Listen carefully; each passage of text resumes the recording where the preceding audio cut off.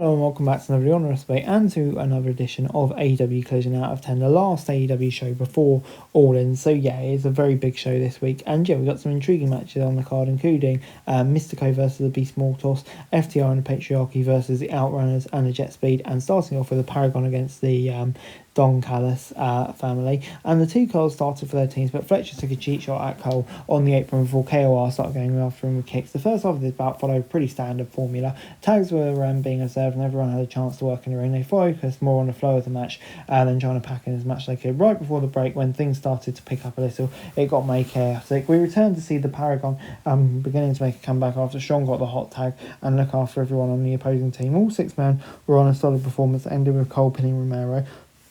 Fletcher tried to attack Cole, but the TNT champs saw it coming. So yeah, I'll give it a 6 out of 10. I thought it was a decent first match, and yeah, set up that match well. Before we got Mystico versus Mortos, and yeah, Mystico received a warm welcome from the fans. He made his entrance.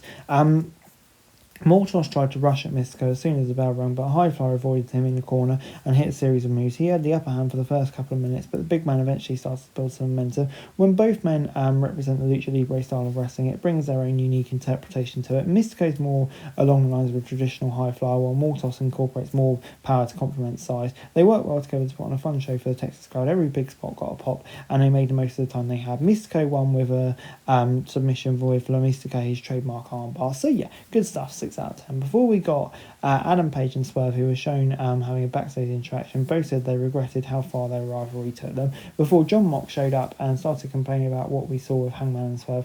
After he made his exit, it was time for the All-Star 8-man tag match. Harwood, Wheeler, Christian Cage and Wayne taking on Truth Magnum and Kevin Knight. It didn't take long for the heel team to control and start isolating opponents in their corner for double and triple team spots. Knight took a lot of damage before he was able to make the tag. The match broke into a huge brawl as the show went to break. We returned from the mayhem to see what was going on. The babyface had the upper hand. After a fun and exciting contest, Bailey scored for the win for his team. And yeah, I thought the quality throughout this was really solid, to be fair.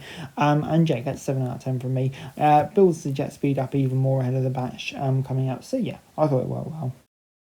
We then got Shibata versus Gabe Kidd, and Kidd went right after Shibata as soon as he hit the ring. The latter helped train the former, so the announcers made sure to mention a few times to show the personal connection they have. Once Shibata took control, Kidd took a breather at ringside and suckered him into the attack. The wrestler regained his footing and started fighting back as we went to a break. This was the most physical encounter of the night and saw both men take some stiff shots from their opponent. The crowd was quiet during big hits, so each of them echoed. It made their reflections to each strike even louder as well. Unfortunately, the contest was ended with Yuta getting involved to give Kidd the chance to hit a low blow followed by a power driver to win. I thought it was a bit of a disappointing ending, but up to that point it was really solid, and I think there's definitely more potential there. So yeah, 6 out of 10. This week's main event was a big women's tag match advertised ahead of the show with Nightingale, Rossa, Amanata and Shirakawa taking on Athena, Thekla, Bane and Hart. And Rossa and Athena started, which was appropriate seeing as they'll be fighting at Supercard of Honor. This wasn't as chaotic as the men's belt we got earlier, but it was a good thing. The contest allowed everyone to stand on their own 2 feet. Thekla and Amanata were 2 of the biggest standouts, but everyone did a good job making sure